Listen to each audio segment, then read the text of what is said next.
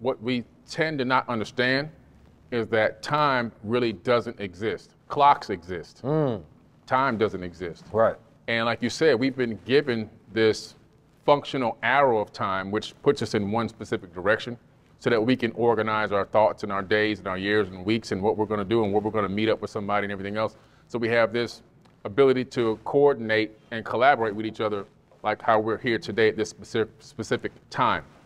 However, if you understand that time is also an illusion, it's something that you can use as a tool, but if you also understand that it's an illusion, then you can actually master time and you can maximize what you're doing on this planet.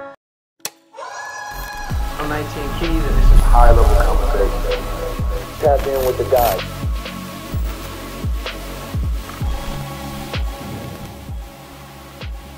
Peace, family. Welcome back to another high-level conversation.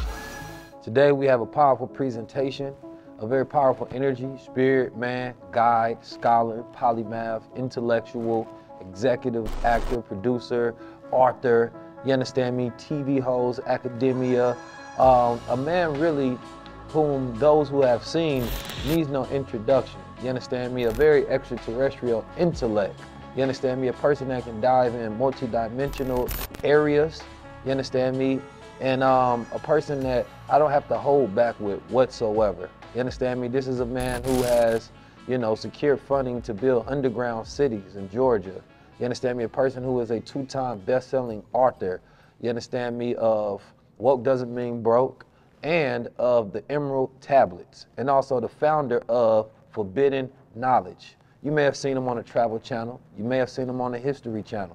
You understand me? You may have seen him in another dimension when you just happened to be popping some shrooms or something and traveling through somewhere, and Billy Carson was right there floating next to you, giving you some guide. You understand me? This is a powerful brother. Not only is he found things here on Earth, but he's actually found things out in space. You understand me? And we're gonna dive deep into exactly what that means. So today, I want to introduce you to none other than the most powerful, prolific brother known as Mr. Billy Carson. Hey, thank you, man. Appreciate you having me on. Absolutely. Thank you for the great introduction. Absolutely, man. You know, I make sure I have very intelligent people, you understand me, who require a great introduction, you understand me. For those, of course, like I said, who know you, you don't require any introduction. You understand me? You are a man, a great platform, you understand me, that stands on his own merit based on the knowledge that you possess, research, investigate, and deliver to the masses. Thanks, man. Today, man, I want to have a roundabout conversation about a multitude of different subjects. Here at High Level Conversations, I like to have an actual cipher, you understand me, where we build and we collide and create new universes, you understand me, a university of thoughts. And first thing I wanted to talk about was time itself. Yeah. You know, and the ideas of time. There's a lot of people that's trapped into increments of time that they have to work in, you understand me, from a 9-to-5 position, and they have to live within windows of hours and dissect their days based on that. You understand me? And the unfortunate reality of it is that most people will never have a true understanding of life because they're living on borrowed time. You understand me? And so I'm always working to help present perspective and observation on where people can understand the laws of time a little more. You understand me? Especially as we enter into 4th and 5th dimensional phases here, you understand me, on this planet Earth. You understand me? Or the universe, as we will. You know, human beings, you know, we're very interesting, you know, beings. You understand me? Like, just the idea that we allow someone else to decide what time is for us is a very interesting thing. Right? From Julius Caesar to the Roman Pope with his papal bulls deciding, you know, what is a 365 calendar, what is talking about 7-day weeks and 60 seconds and 60 minutes. And we say, okay, let's go along with it. You know? and we don't realize that it speeds up, you understand me, the process from being born to when you leave this place. You know, and then we already have expectations on what life is going to be because there's other people that tell us what it is, when we're going to die, when we get old, when we're going to feel a certain way. So it sets up a curation for us to die a certain way and at a certain speed. I want to hear what your interpretation of what time is first. Yeah, well, you know, this is a very deep question. I've talked about this so many times in different lectures and workshops, you know, because what people in the third dimension, we're in the third dimension, what we tend to not understand is that time really doesn't exist. Clocks exist. Time doesn't exist. Right. And like you said, we've been given this functional arrow of time, which puts us in one specific direction so that we can organize our thoughts and our days and our years and weeks and what we're going to do and what we're going to meet up with somebody and everything else. So we have this ability to coordinate and collaborate with each other like how we're here today at this specific time. However, if you understand that time is also an illusion, it's something that you can use as a tool, but if you also understand that it's an illusion, then you can actually master time and you can maximize what you're doing on this planet. Because if you go any high, in all the higher dimensions, you know, we're in the third, fourth, fifth, sixth, and all the way up. For the layman that don't understand what being in the third dimension means, can you give us a breakdown? Okay, sure. So if you draw a line on a piece of paper, that's the first dimension. If you then connect those lines and create a house on a piece of paper, that's a two-dimensional structure, or you can move it into a computer. Anything you see in a computer that looks 3D is actually 2D. Right? So, and because we're in the third, we can see down into 2D, we can see all the way down, obviously, into 1D, and we can manipulate those dimensions from our higher selves. Now, now there are beings in fourth, fifth, and sixth dimensions. There's people above us. Now, because of that, they see us and they recognize the past, present, and future operating all at the same time. Everything's happening at once. Right. There is no separation between the past, present, and the future. The arrow doesn't exist. Because they're higher than us, they can look down into the third and they can see into what we're doing. So who are before? Hey, we got to unpack a little bit. We got to unpack. Okay. It's high level, but I want to make sure that the people can follow along with it. So, you know, talking about third dimension, right? You know, it say ants are not third dimensional beings, right? Because they can't see upward, right? They're not horizontal. You understand me? They exist on a plane where they're looking forward, right? So when you're moving about the rest of the world that is higher up to them, they have no access to that, no perspective on that whatsoever. You understand me? For them, everything is straight and in front of them. For human beings, we have the ability to look upward, to look inward, to look outward, to look around, right? So therefore, we're connected into different angles, different perspectives, and different dimensions. You understand me?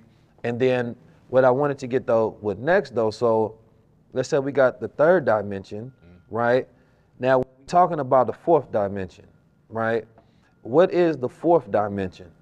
The fourth dimension is something called a tesseract. And if you go into the ancient text, it's Metatron's cube. Meta, M-E-T-A, meta, obviously, you know, the metaverse, right? They got that from Metatron's cube.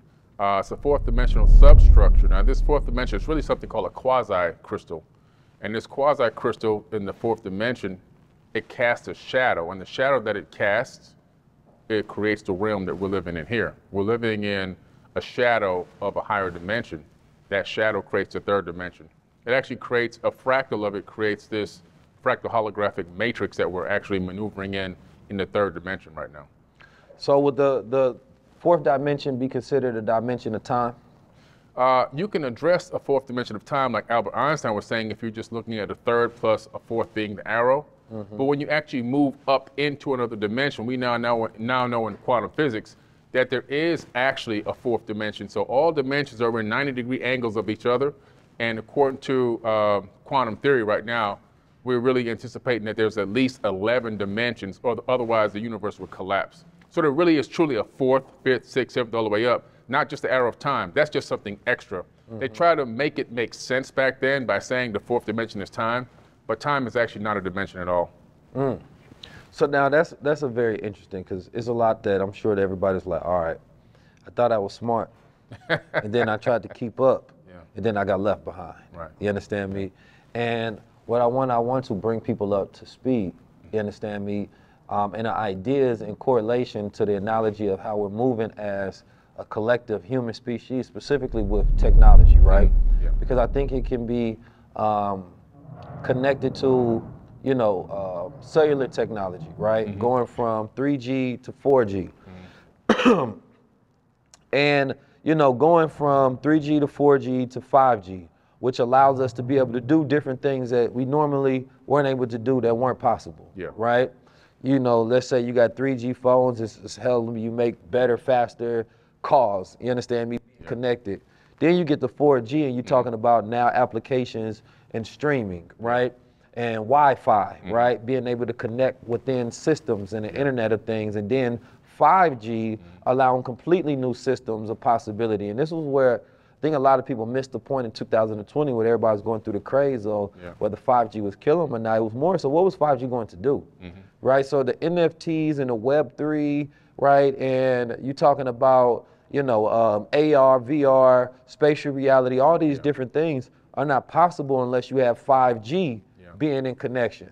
So it was representing a new world being produced outward. And it wasn't just an accident that NFTs came after the pandemic and this technology came after. There was something happening at that same point in time that for me, it was entering into a new phase of the world, a new dimension, a new speed, right? And that speed, can be known as time, if you will. And a lot of people without that ability to process at a high level, right? Like you got bandwidth, you got landline speed, you got Wi-Fi speed, you got 5G speed, you get left behind. So everything seems that it's moving fast, but that's only because you're not moving as fast. Right. Everything stands still when you're moving at the same speed. You understand me? And so what I've always tried to do is keep people up to speed where we at in the dimension that we're currently in, or a little bit above, so you can be ahead of your time as a visionary. Because the fastest speed is the mind. You understand me? Being able to travel in your thought, right? That can take you into time, that can take you ahead of time, if you will. But the ideas of time itself, I love the concept that it being an illusion because, even the era where time is connected to language, right? That I wrote in my book about how when we speak in the English language, it's a very future tense reference, right? So we're always referencing the future as we speak. I will be there, I'm going to do this. And we have so many different phrases within the language. We're always pushing ourselves, not connecting to the present, but at a later point in day and time. You understand me? And I think that learning to be present connects us to the power that we have in control over. And then once you have that power, then you know how to create seeds that can control the rest of the time. But you said something about beings, right? Now, we always look at ourselves as people, but then when we talk about people, you're talking about human beings, right? The being part is not something that the average person understands, right? And then when you're saying that there are other beings, who are these other beings? I believe personally, just based off of my research, and I've gone through now over 1,000 scriptures, texts, papyruses, cuneiform tablets from all over the world. They all have a very similar story. And all these ancient civilizations talk about beings, not just beings who came here from other planets, people that look like us and we look like them. In other words, not identical, but very similar. In other words, a bilateral, bipedal hominid of some type that can maneuver around, that has appendages that can manipulate the environment, because without that, you can't move out into space and other places. And they also talk about multidimensional. You get into like the Nag Hammadi and stuff like that. You're talking about multidimensional beings. And so in physics, in quantum physics in particular, they started theorizing on these dimensions and were able to even analyze and discover some that they actually do exist. And on top of that, they realized that the dimensions are packed so tight on top of one another that if you can phase shift your atomic structure, your subatomic frequency, you can walk right into another dimension. And so they started postulating, what if beings from higher dimensions or some of these apparitions and these paranormal phenomena that we're seeing, are they able to maybe take a glimpse or a peek? Are they phasing through into our universe? And so from higher dimensions. And so they started really theorizing it. It seems to be, and based on my research, that there's people living everywhere. Not just, and I'm not talking about little green men with antenna. I think that there's people living all throughout this universe in the third dimension. And I think there's people living all throughout even higher multiple dimensions, maybe at a certain level, a certain height in those dimensions. Maybe they don't have a real corporeal body. Right, non-physical. Non-physical, you know what I'm saying? But I believe that the consciousness is there. Now that part is interesting, the non-physical aspect, because I understand that and I can believe in that idea and that concept. It's like what people think, I think of angels as angles. Yeah. Right? Right. Because, you know, angels are supposed to exist in between dimensions. Yeah. You understand me? And angles, you understand me, are dimensions. That's right? right. And so it's like perspective is your angle in which you see things and view things.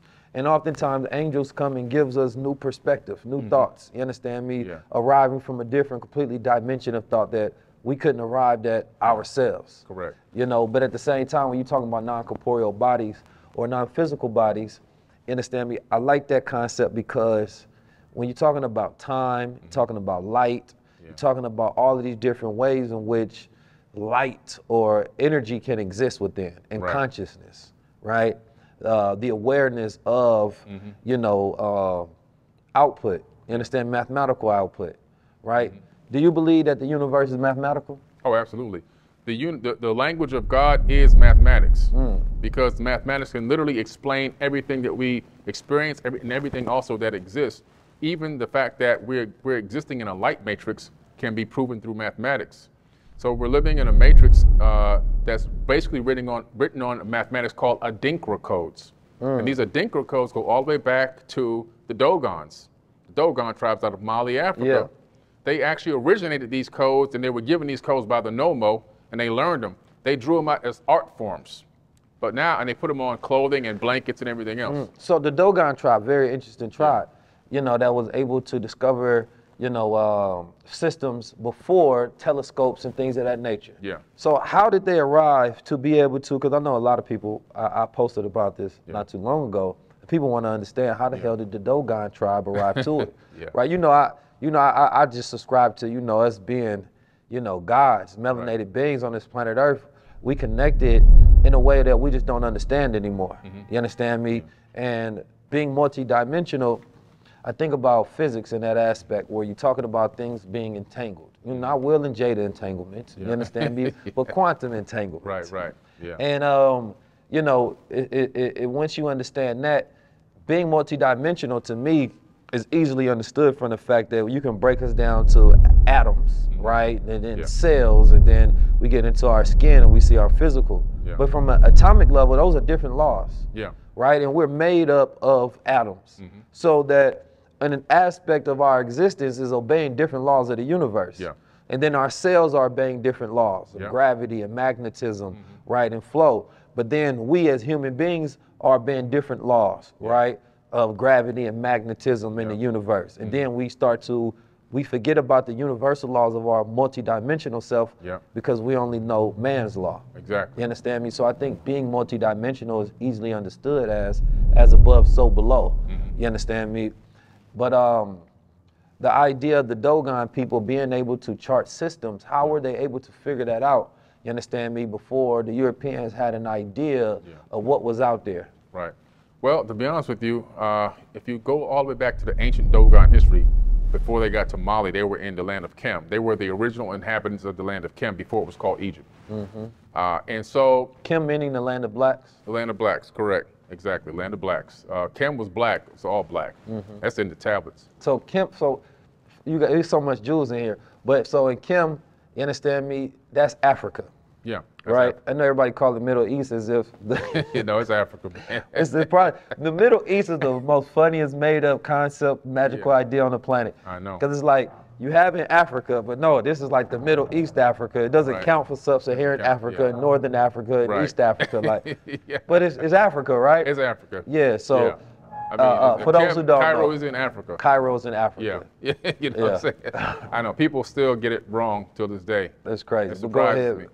But so they, according to their records and their handed down verbal history, their records are etched into caves and stuff like that. The Nomo came here from Sirius B. Okay, so there's a trinary star system that we know of called Sirius, the Sirius star system, A, B, and C.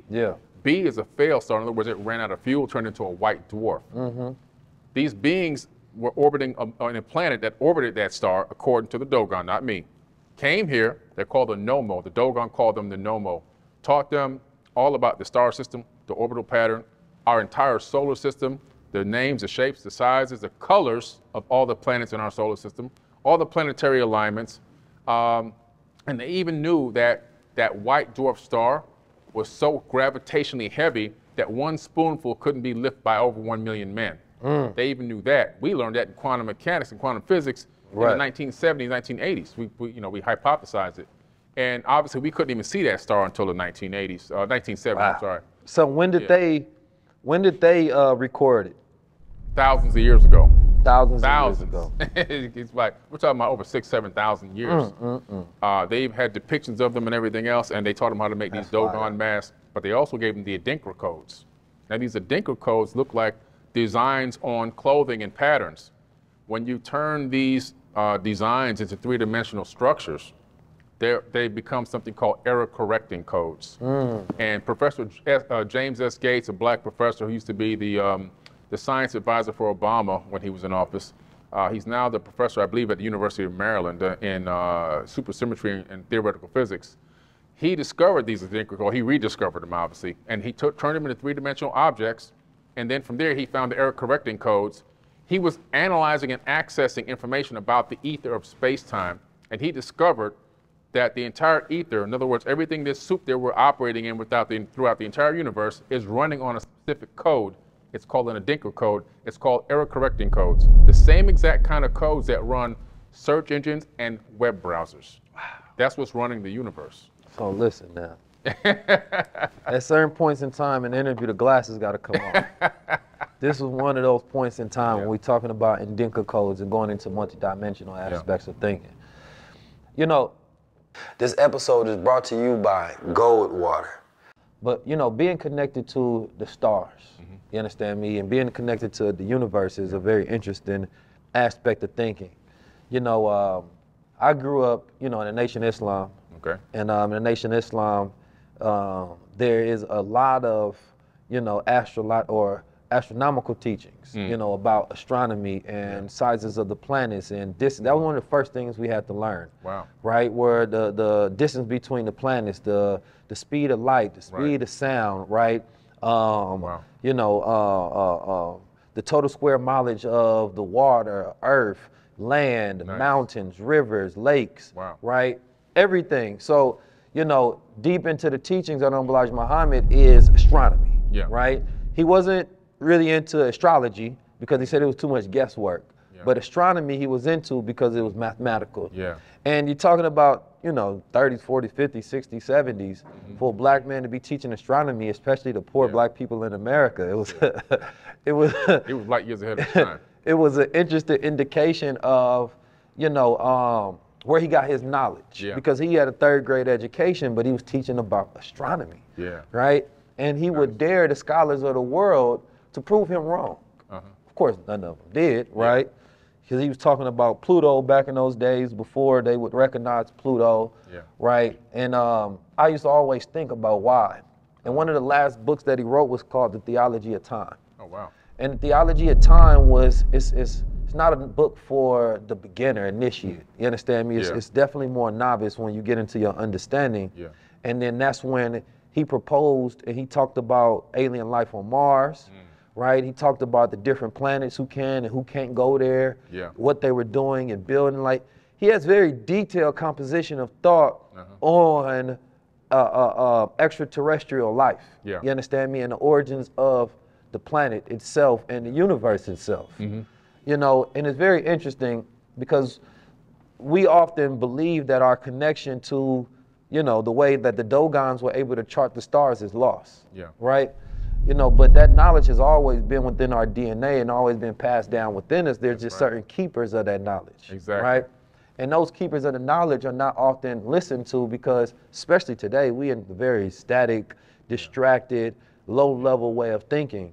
So it's like you have to think about the mind, and it's not even to say that they were the most intelligent people on the planet, but connected, you understand me, as being different. Like, that's a different type of intelligence. Because we only measure academia or scholarship intelligence that you get from universities, but we don't measure the intelligence you get from the universe. You understand me? I want to talk about, you know, I don't want to leave time in the star system just yet, but I do want to talk about your relationship with astronomy and whether you believe astrology to be a true science or not. Well, I'm actually an amateur astronomer. Okay. I've been doing that for a long time. Yes, sir. You know, I have a real nice telescope. I have a Celestron SLR, and it's a real nice telescope. You can actually see the rings of Saturn. You can see Jupiter. You can see Mars. Yeah. I took a famous picture that's been circulating for years of Mars during the summer. When you take a picture of Mars during the summer, it actually has green, it has blues. It's not a red planet. You can see that the ice caps are smaller, which means they've melted. There's a lot of liquid water on the planet. And a lot of those greens, I believe, is vegetation. You know, and now all the science data is coming back out from NASA. Now, all of a sudden, press releases are coming out. The soil on Mars is better for growing crops than on Earth. Now they're saying there's billions of tons of liquid water on Mars now. Yeah. You know what I'm saying? I can believe that. And they're also talking about the fact that there's an atmosphere that is equivalent to being like 18,000 feet above sea level, but that's like going to Peru. I'm going to Peru in a few weeks, right? So same thing. You got to acclimate to that height, to that low oxygen, but you can still breathe as long as you stay close to the ground. Once you go higher up, it's going to be very dangerous. But if you're within like 10 feet of the ground, you can actually breathe. You just need to acclimate.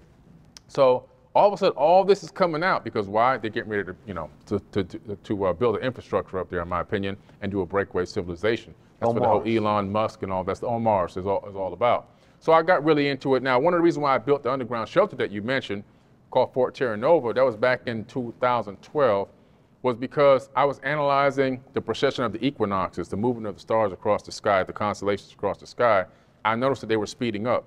Based on my calculations, it was moving, instead of 27,000 years for one cycle, it was actually averaging around 25,000. And I'm like, are the books wrong? Are these great astronomers wrong, or what's going on? And the more I dug into it, the more I looked into it, I realized the only thing that can explain this is if our sun is orbiting something. It would need breakaway speed. And it would, you know, it would speed up and it would slow down, speed up and slow down. So I started digging into that. I found out that they had something they were calling nemesis out there, something that they couldn't exactly say what it was, but they were saying there was a huge object out there orbiting our sun, and our sun was orbiting it. And they found it about 3 or 4 years ago. They labeled it Planet 9, but really is a brown dwarf star. They found a brown dwarf orbiting our sun. So we live in a binary solar system. We don't have one sun, we actually have two. One's a brown dwarf, which you can only see with 2-mass infrared mode on your telescope. You have to have a digital scope to see that because it's so dim, you can't see with the naked eye. Is the sun black or white? The sun is white. It's bright white, so it's not black actually. If you actually were able to go out and look at the sun above the atmosphere, you'll find out that it's actually bright white light. When it hits our atmosphere, it scatters, and when the light breaks down, we see more of the yellows because the blues are kept up there. So the sun actually is bright white. Well, some say that the sun is black, but it's the charge of light that gives it the appearance of white. Well, it's a nuclear explosion. Now, what's interesting about the sun is that a lot of the light doesn't even get to the surface for like 100, 200,000 years. So it could be both, a little bit of both. It could be that it is a dark sun, but the light is what we can see. For example, the sun is 8 light minutes away from Earth. So if the sun went dark right now, we'd have daylight for 8 minutes. Now the light— And that's 90 million miles away. 90 million miles away, right.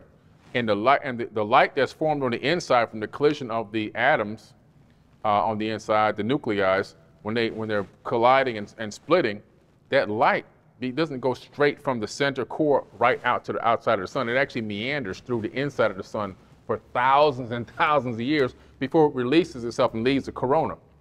Then it takes 8 minutes to get to Earth. So the light that we're experiencing right now is hundreds of thousands of years old before it even got to us. You know what I'm saying? Before it left our sun.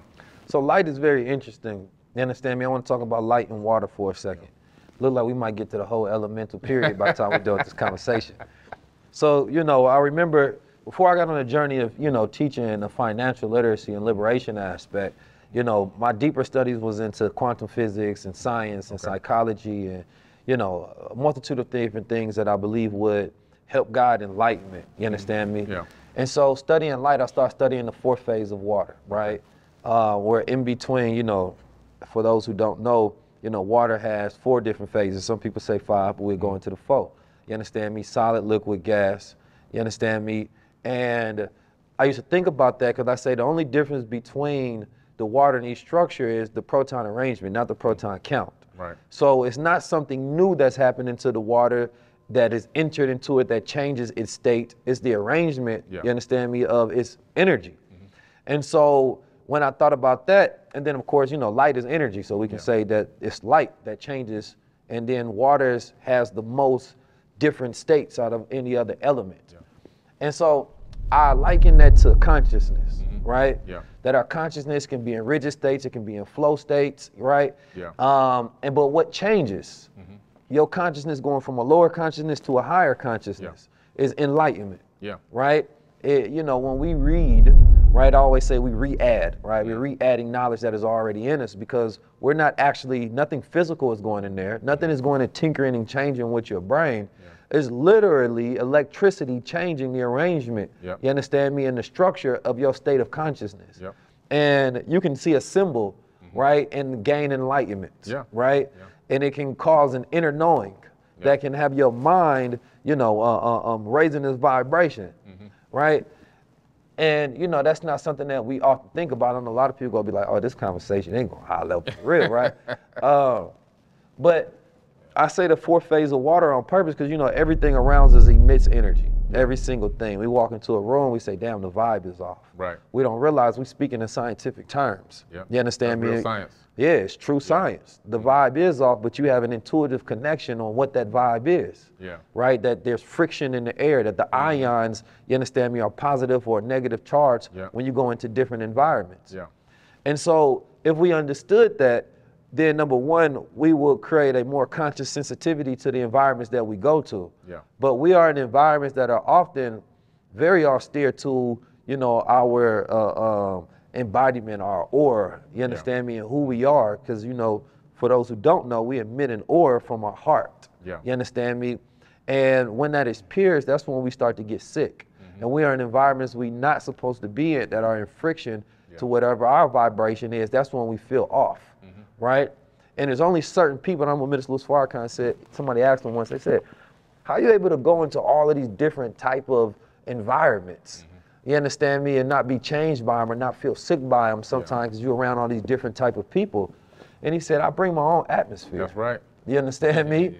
Like, I bring my own atmosphere. I know exactly what it means. I walk into a place and I put a bubble around myself. I just literally put an energy bubble. I just see it coming out of my head and wrapping myself. And I walk through, I got my energy bubble. You know? No, that's super key. I mean, so when we go to water, right, we 70 to 90% water. Some people say I'm basically almost 100% because even those things can be made up of water. But when we're talking about water and the effect that light has on water, right? Because, you know, water is charged by light, and water has memory in it. You understand me? I think it was Dr. John Pollock that was given a breakdown on the fourth phase of water, and it was one of the same doctors who discovered, I believe, HIV back in the day, who's trying to figure out ways to utilize sound waves to create medicine. You understand me? And basically that every disease has a frequency, and if he can counteract that disease with a dominant frequency of the cure, then he can cure that person, because water traps frequency in its protons. You understand me? So that if our environment is a certain vibration, then we take on that vibration of that environment. Absolutely. It's the same study about rice and water. When you speak over certain things, you're trapping that, right? So that's why nobody who's angry should ever serve you food. Or they dislike. If you make a waiter mad, don't eat the food from there anymore. Got to keep them happy and pleasant. Otherwise, they can give you food poisoning just based on their negative energy. Right? Exactly. But I bring that up to bring this. You know, as human beings, the things that we should know the most about, we know the least about. And that's being a human being. Right? You know, water and light, right? We are light beings and we are water beings. You understand me? Wholly. So I studied that to understand the effects that the environment has on myself. That's knowledge of self, to the knowledge of cells. You got to do that. So, you know, what is it about light itself as a messenger of information that is important that we observe from the things that we eat, besides the breakdown I just gave, right? Where we go to, but at the same time being a way for our brains to be able to travel, right? Like, and then can you correlate it into biophotons? You understand me? Right. You know, when I be thinking, I just be having thoughts, so they jump over. That's why I had to call this show a conversation. So, as light beings, what does that mean? Well, one thing people don't understand is that we are all made of actual light. Well, everything in the third dimension is made of light. And so we are light and light is us. We know that the illusion of this avatar body and this chair I'm sitting on and the table that you're sitting at, the illusion of it's there, but what is this? This is slowed down light waves. When you slow light down and then consciousness interacts with it, it collapses it into what we call solid matter. So solid matter is actually an illusion. Right. For example, the only thing stopping my hand from going through this chair is the repulsion of the electromagnetic frequencies. I don't actually touch the chair. You don't touch anything. And so if I can phase shift the atomic frequency of my hand to match the same frequency of the atoms in this chair, I'd pass my hand right through it because atoms are 99.999% empty space. Right, like pouring liquid into liquid. Exactly, you know. That's why when galaxies merge together, like we're merging with a galaxy right now called Sagittarius, you don't see any real collisions happening or anything around us. Shout out to my Sagittarius out there. Yeah, because, you know, galaxies are mostly empty space, just like atoms. Everything's a fractal. So we are light beings, and also, because of that, we're a fractal. We have consciousness, which is also light. And what is a fractal? A fractal is when you take, for example, if you look at a hologram, and you go to one part of the hologram, one tiny piece, and look at it, you'll see the entire image in that smallest piece. The only thing you lose is a little bit of resolution, okay? And so it's important for people to understand that this entire realm is a fractal of a whole. In other words, as above, so below. So if you look at an atom, it gives you the whole thing. It gives you the whole thing, absolutely. So human beings, would you consider a fractal of the universe? We're a fractal of the universe, and our consciousness, even though it's one consciousness, it's also a fractal of the main master consciousness. And it's really incredible that every thought that you think in your skull, it leaves your skull as a form of a light wave. Every time you think. Talk to him then. Yeah, man. Every light wave, every time you think. And we know this because we could put a cap on your head in a laboratory, put a little electrodes on it, sensors, and tell you to think about something, and it's going to show up on the computer screen because the computer's reading the light waves coming out of your skull. We can't see those waves because we can only see 1% of the light spectrum as human beings. Right. We're limited. We don't see gamma rays. We don't see ultraviolet. What affects us the most? Yeah, exactly. Those are the things that are all around us that are really you know, interacting with us all the time, and our brains too. Right. And that's what I was getting to with the water, because the ultraviolet radiation is what causes that fourth phase to flow, like blood flow within our bodies and things of that nature, by creating a separation between positive and negative charge. And in between that small space right there is where it creates that charge and flow. And they was doing a study where they tried to take two prods, put one on the other end to create energy. Right? But go ahead. Yeah, so that's what it is. So, you know, we have this power of thought, which you were talking about, having the ability to even travel through light, with leaving your mind and traveling light. You can actually connect to other realms, other dimensions through conscious thought. Quantum entangling your light waves with other light waves that exist in the universe, not only in the third dimension, but even multiple dimensions. Right. So like quantum entanglement, for those who don't understand, are two basically atoms that are entangled with one another, even if they are at vast distances. Right. Right. And Einstein called it, you know, spooky. Right, because he ain't understand what was going on. Right. You know what I'm saying? But we understand. It ain't spooky. It ain't spooky. He said a spooky action at a distance. Yeah. And you can entangle atoms, you can entangle photons, which are lights.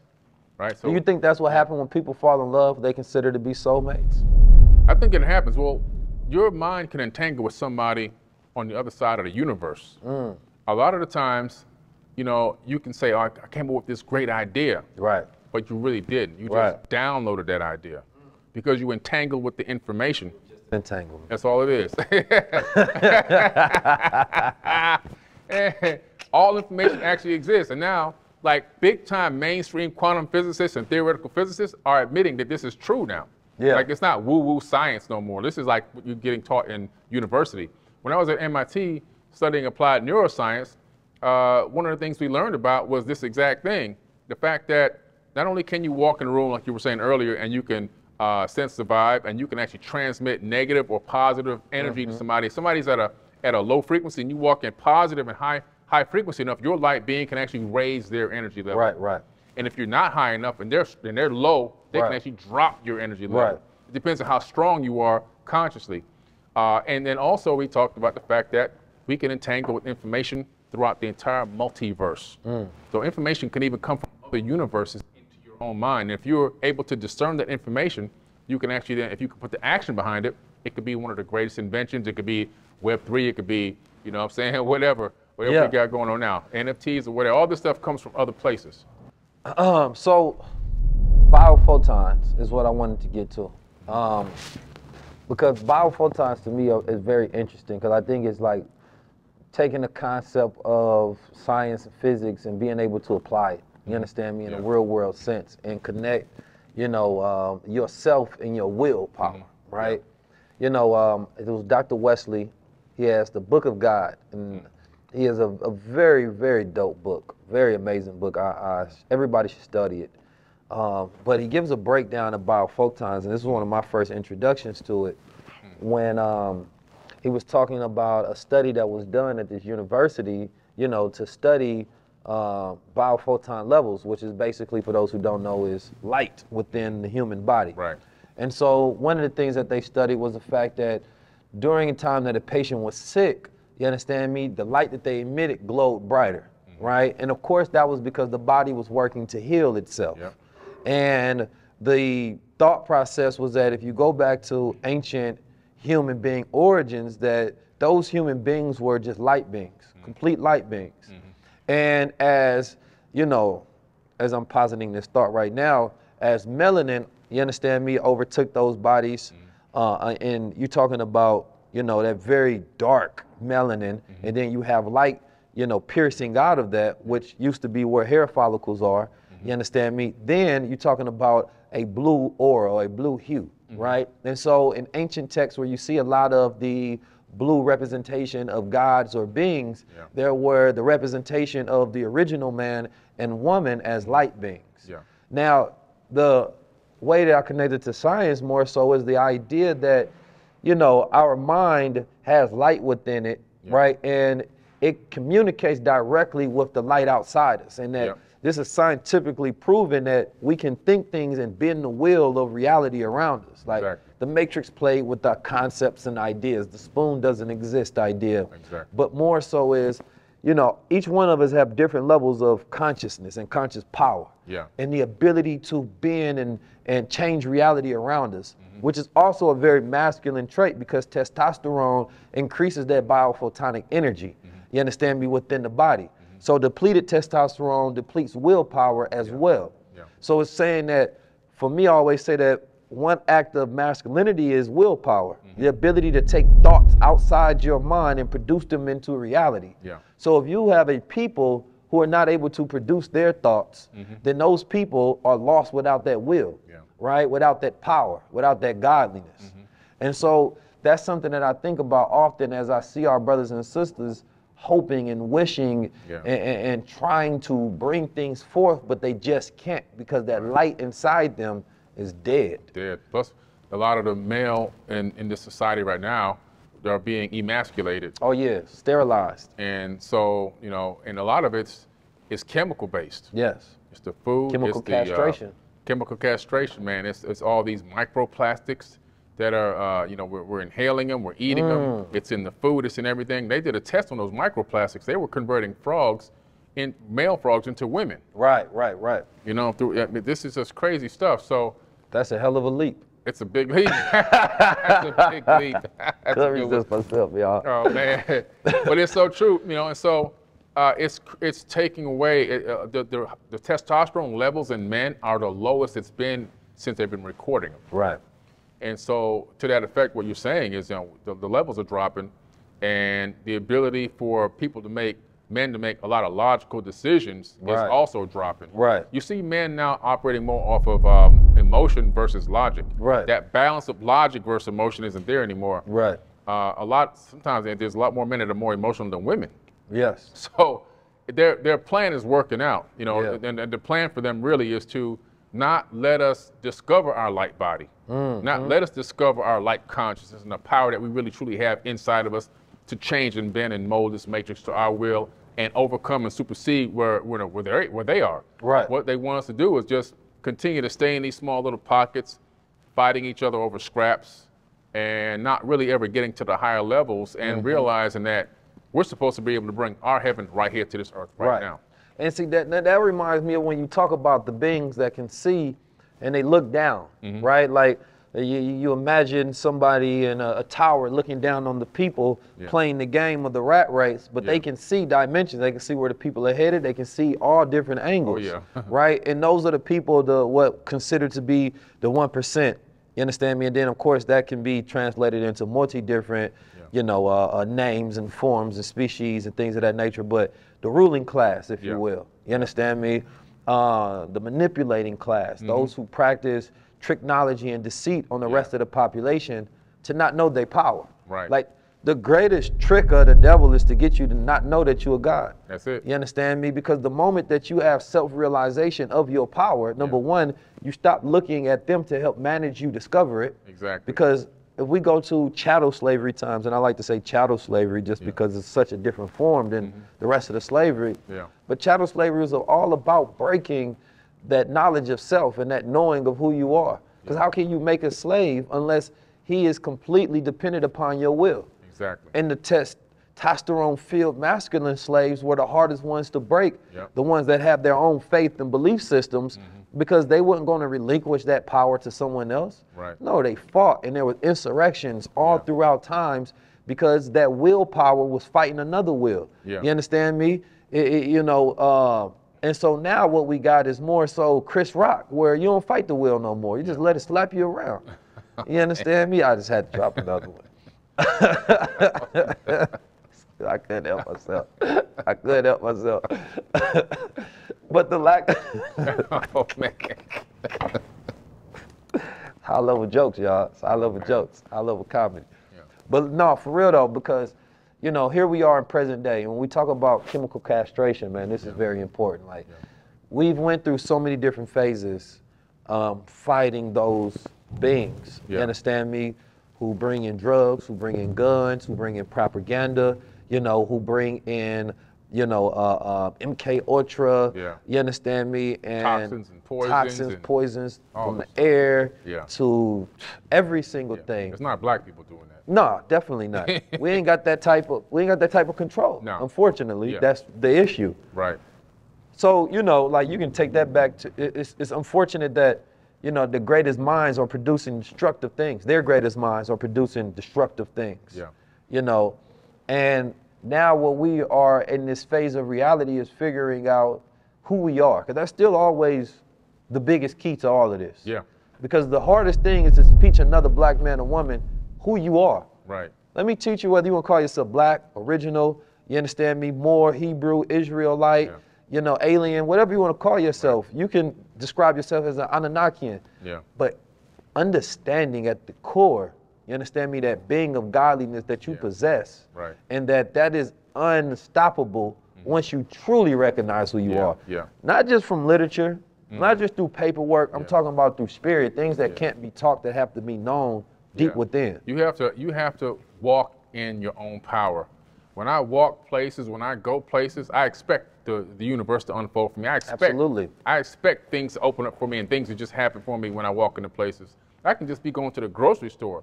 I'm walking in power. People, if they can jump inside of my body and feel what I'm feeling, they'd be like, God dang, this guy really, you know what I'm saying? I'm walking, everywhere I go, I'm walking in pure power. I act like I'm commanding and wielding the universe to my will. And that's something that scares us. But the reason why is because we've been programmed to think if you do that, that's of the devil and that's evil. And you gotta beg somebody else to give you this power. You can't just walk in this kind of power. But the same power that created everything we see in this entire universe, in this multiverse, is the same power that's inside of my body. That's a fact. I want to talk about something, because when we talk about power, culture is probably, our culture specifically, which is getting to our spirit, powers this world. We are the battery. Melanin is a battery itself. Right?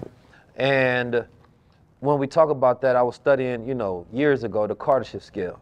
Right? When we're talking about type 0 to 1, 3, 4 civilizations. And when I was studying back then, I would relate everything I learned in physics and science to black culture and how it could be an analogy to where we can utilize to liberate ourselves. So for those who don't know, the Cartesian scale is a model of, you know, how civilizations can grow, if you will, right? Into more efficient system and models, or more control, right? So we are currently, what I believe, you know, like 0.5, but type 0 civilization. Type 0. Right, type 0. We crawling though, we trying to crawl. We try, the concepts are getting out there. Yeah, it is, but, you know, the politics are in the way, to be honest. That's what happened, the polytricksters. Yeah, the polytricksters. So type 0 is saying that we get our energy from dead coal and plants. You understand me? That, you know, our energy systems, number one, are inefficient. You understand me? And that's why we steady have these energy wars. You understand me? That we are dependent upon these resources, that we don't have the ability to reproduce ourselves. You understand me? And or have control over supply. And so, you know, that's why human beings are always at risk for extinction. Ideally, is because we don't control external things outside. You understand me? We can't control a meteor hitting this planet. We can't control the sun exploding. We can't control any of those things. So that's why man now just wants to jump to another planet. You understand me? Because he don't believe that he will be able to gain control before it's too late, right? Exactly. But a type 1 is more so talking about the ability to control weather, control earth, control the sun, or at least in a sense being able to absorb all energy from the sun and utilize that to power the world that is today. And then you have the analogy of type 1 type systems, right? Type 1 language would be what would be considered like English. English, you know, they're a language that's going extinct every day. You understand me? And English is rapidly fast growing all across the planet Earth to become a type 1 language where everybody on the planet speaks English. So that is a method, you understand me, of energy transfer, communication, and translation that all beings on this planet Earth will be in understanding. Then when we're talking about systems like music, hip hop is I consider hip hop basically a type 1 system when you're talking about music. Because hip hop produced beings, number one, and tones and frequencies and rhythms that are known all across the planet Earth. It's mathematical. Right. And then you have other beings, the Beyoncés of the world, the Kanye's of the world, who are known by people all throughout the entire planet Earth. You understand me? From a one world system, these are very identifiable symbols, right? Because they're not, you don't know the person. So the person is, the brand is a symbol, which is a representation of a energy. You understand me? That has a translation that creates feeling, right, from each person that knows it in their perspective and their connection to it. But after I say all of that, I say all that to say, hip-hop culture is the most powerful energy that exists on this planet Earth. You understand me? Because it can move reality in ways that we don't even understand yet. Because it's a one-world communication system to all melanated people across the planet Earth. That we can literally put everybody on the same vibration and frequency, you understand me, by exporting culture throughout the diaspora.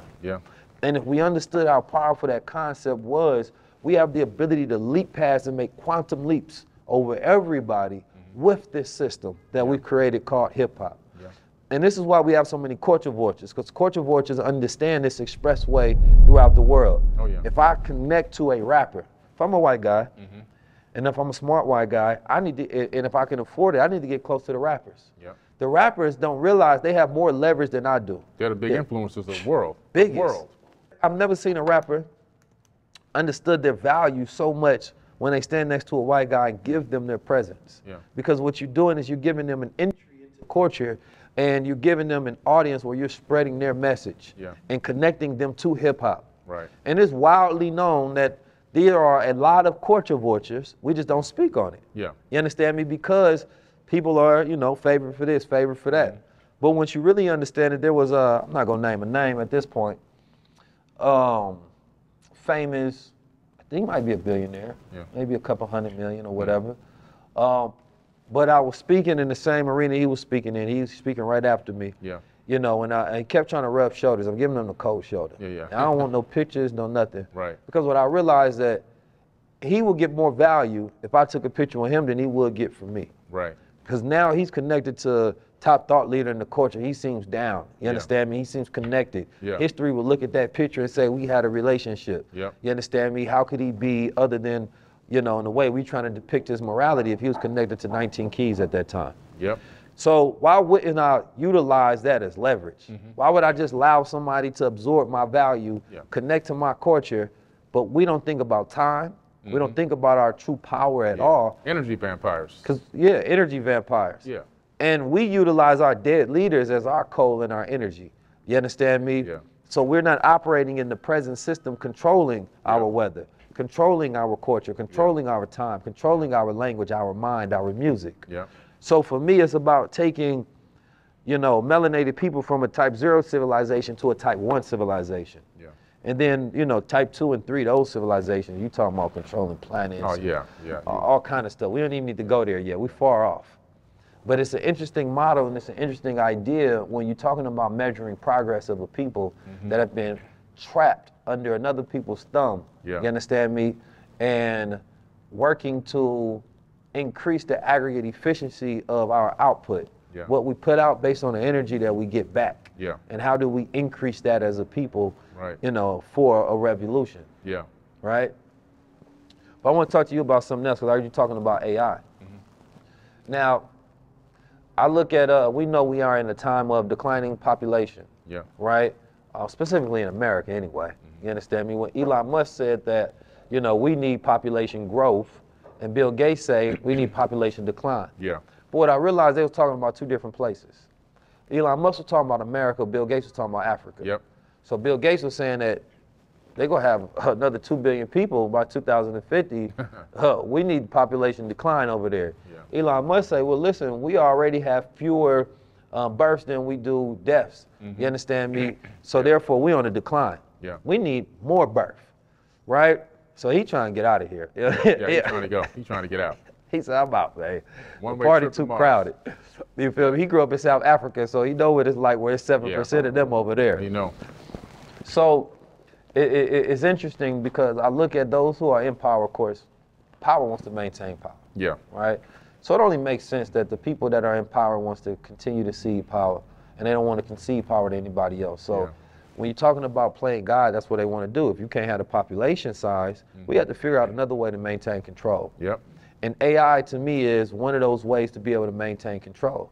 You won't have the brain trust anywhere because people outside are no longer just coming in and saying, well, we'll give our brain to America, spark invention and innovation. Yeah. There's decreasing innovation and invention in this country. Yep. So not only you got AI in the form of artificial intelligence, and I'm 19 keys, so I break things down into 1, 9. But A is numerical 1 and I is numerical 9.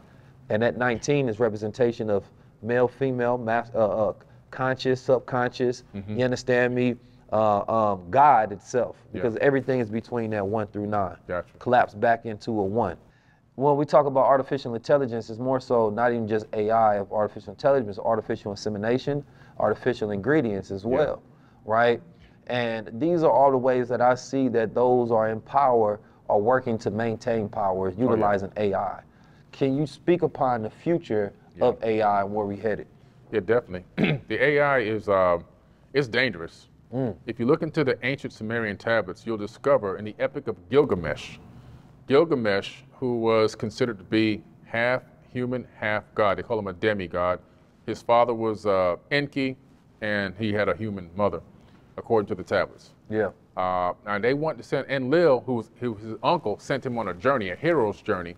This is the original story of Noah's Ark, by the way. This is where the Bible got it from. So Sumerian, for those who don't know, the Anunnaki, first civilization? First civilization, the cradle of civilization, they call it the cradle of civilization coming out of Mesopotamia. What did they invent?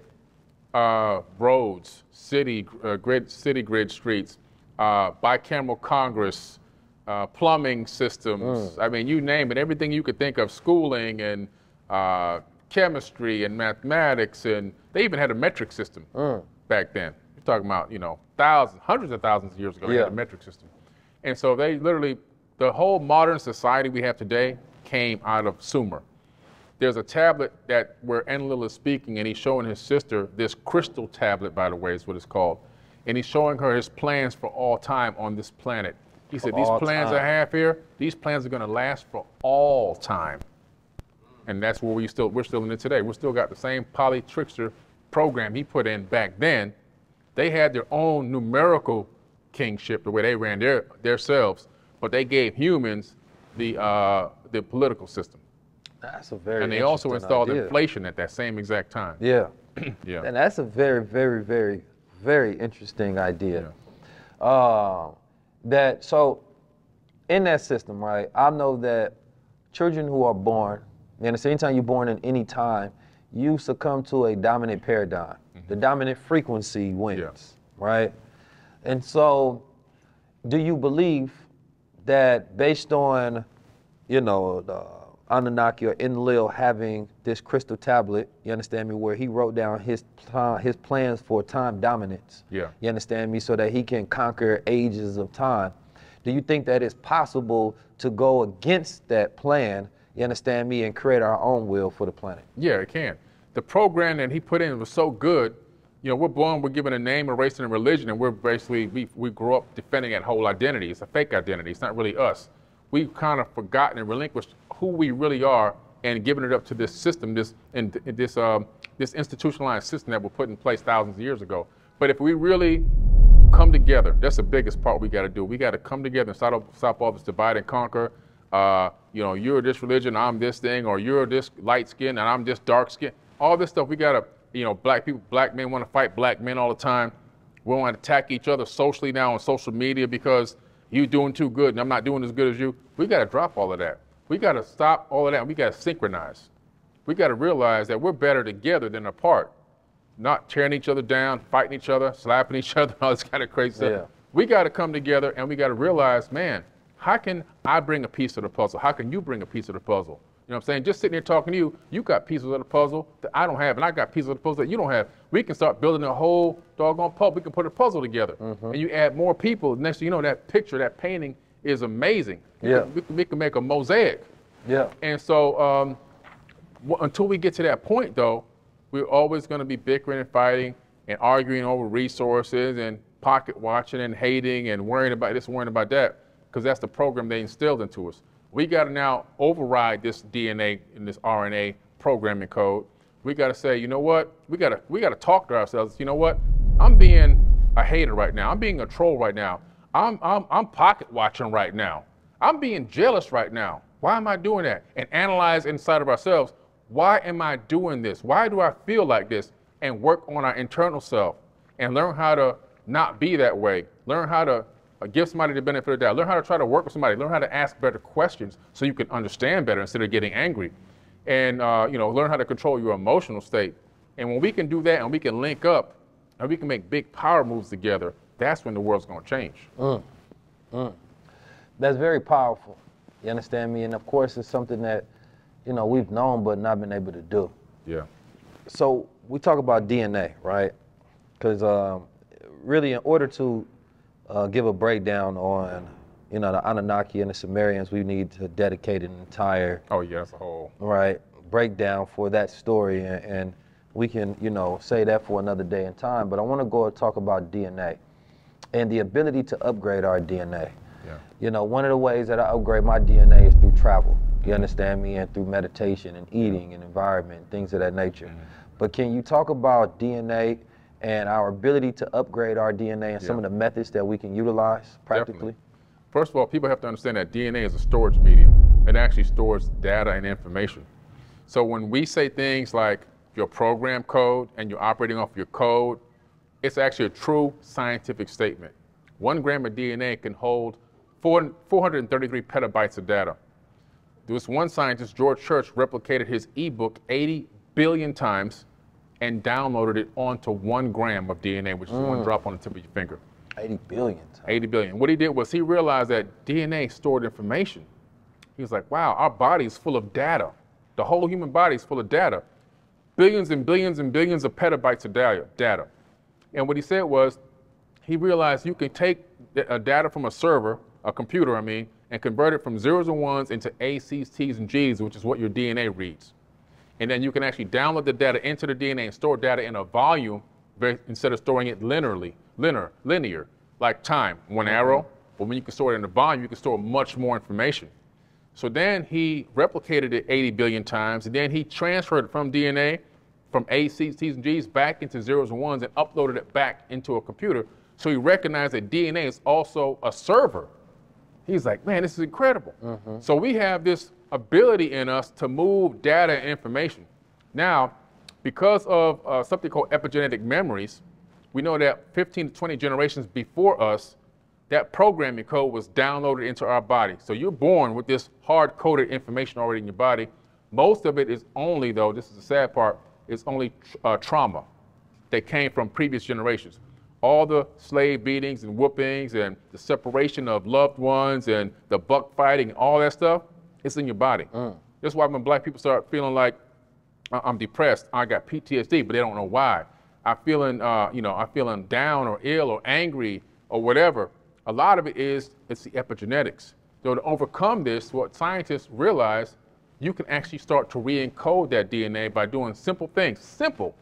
One thing is, write down 10 positive affirmations about yourself, and then speak those out loud 3 times a day, out loud, for 21 days, and your DNA begins to change and rewrite itself.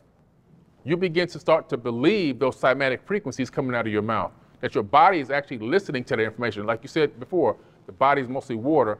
The water has memory. The water in your body speaks conscious energy.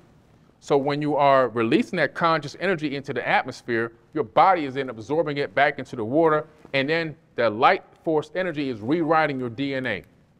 And so we can actually rewrite our DNA. We can change the way we think and see and feel about ourselves just by speaking out loud. Like you said, meditation, and I love travel. That's all I do is travel nonstop. You already know that. That's going to enlighten and open up, broaden all your horizons. It's going to make you see things from other perspectives and understand. It's going to raise your consciousness. Traveling, I tell people all the time, leave your zip code. You got to. No, that's a fact, because you got to think about the making of a slave. If I want to make somebody a slave, I don't want them to see the world. Right. You understand me? I need them to only see from my perspective. Yeah. You understand me? Because therefore, they're going to have my same biases engineered within them, and I can control the radius of where they go. Yeah. You may think that, oh, if you walk over here, you might die. Somebody's going to attack you. But if you actually traveled there, there's no way a person can make up that lie that causes you to halt yourself within fear. Yeah. Right? And most people, God is fear. You understand me? Everything that they fear creates the radius, the circumference, the diameter of their thinking, their movement, right? Their entire being. And so breaking away from, those connections of fear allows you to be restored into who you really are, to walk around as a child. A child doesn't know fear. A child is programmed into fear. A child is programmed into civilization. You understand me? Coming under jurisdiction and code to operate in a manner of behavior that allows them to, be so-calledly free within a world of this social contract that we have. But the reality of it is that for us to be able to develop and to grow into who we are and to be able to transition out of these thought forms that control this world, you understand me? And to break these cabals of power, it has to start with this realization that becomes a field. Or you talked about unity. Elijah Muhammad say our unity is more powerful than an atomic bomb.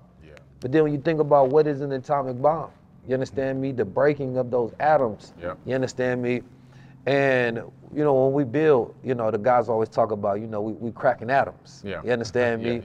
We create new worlds. But what we think about all of that energy coming together, because, human being energies are jewels. You understand me? And if we were able to bring that electricity together, it literally would be an atomic bomb. And that sort of energy has the ability to create atomic shift on this planet. You understand me? That can create new paradigm shifts on this planet Earth. So anytime anything is observed through the collective, a shift happens at that moment. There's no collective observations or world events that don't change the world. Because once the whole entire world gains a collective perspective on something, it creates a new dimension, a new angle, a new inventions, innovations, realities. Everything starts to happen from that moment. And we've been through many of them in our lifetime already. Absolutely. Just in the last 10 years. Yeah. We'd have been through recessions, paradigm shifts, different new presidents. We'd have been through 9/11. We'd have been through so many different things. Yeah. Today, during the timing of this filming, there's a terrorist attack that happened. And April happens to be one of the most observant months of white terrorist attacks, right? From Timothy McVeigh, from the Oklahoma bombings to the Columbine, right? Wow. And it's a few other ones. April is one of those, you know, it's the 4th month. It's a lot of things that happen on the 4th. Yeah. And once we understand that we living in this world of a 4-corner contract, you understand me? Yeah. That, you know, paperwork rules this world and it lifts us off of being attached to the land itself. Yeah. That when we walk around, we don't look down at our feet and say we own the land. We have dominion over the land. Yeah. We think that we are always on someone else's land. We're always under someone else's control. And that mental observation depletes the soul of being able to have a real connection with the earth itself. Yeah, it does. When you look around, there's somebody who has sky rights and land rights. Yeah. Not ownership, but rights. Rights. Right? And once we realize we living in someone else's plans, as you say. Whether you believe it's the Anunnaki, whether you believe it's the 1%, whether you believe it's these families of control, you have to know that we're living in somebody else's time system, and it works very well. Oh, very well. Very well. They mastered this sucker. Way too well, matter of fact. You know, and we are controlled by invisible forces. Yeah. And if you don't think you do, you stop at that stop sign. You stop when there's a street light. You understand me? And you don't cross that line because something may happen to you. An invisible force, no police around, no people, but you still listen. Yeah. You understand me? That is, I mean, you talking about some people, it may not be cars for miles, and they will still follow that system, right? I want you to touch on the ideas of systems, you know, because institutions is what I focus on, like the reality of we building institutions are only things that can dominate existing systems. Right. But what is the energy form of a system to where it actually has real power and control over human forms? Yeah. Well, the way that they built all these institutionalized systems that we have that are controlling mankind, they're all predicated on fear. You'll find that fear is the biggest thing. For example, you go to school, if you don't get good grades, you're going to get in trouble. You know, you won't pass the next grade. If you act up in school, you might get, you don't stay in line or whatever, you might get spanked with the ruler or the paddle or whatever. You know, obviously on the street is follow these exact rules or you're going to go to prison. You know, so they have all these systems in place. And these systems that they put in place, when they have these little fear factors built into them, even religion has a lot of fear factors put into it. Absolutely. People fall in line because why? Fear, the body pays attention to fear first. The mind is always, okay, there's fear. I gotta stop this fear. I gotta do whatever it takes to not allow this, whatever this fear is, to happen. I don't want it to happen to me. So the body goes into fight or flight mode, and then it starts focusing on the fear. Once the body does that, these people who rule, the ruling elite, they know that we got them with the fear. Now we can manipulate them to do whatever we want. So they always do the same thing.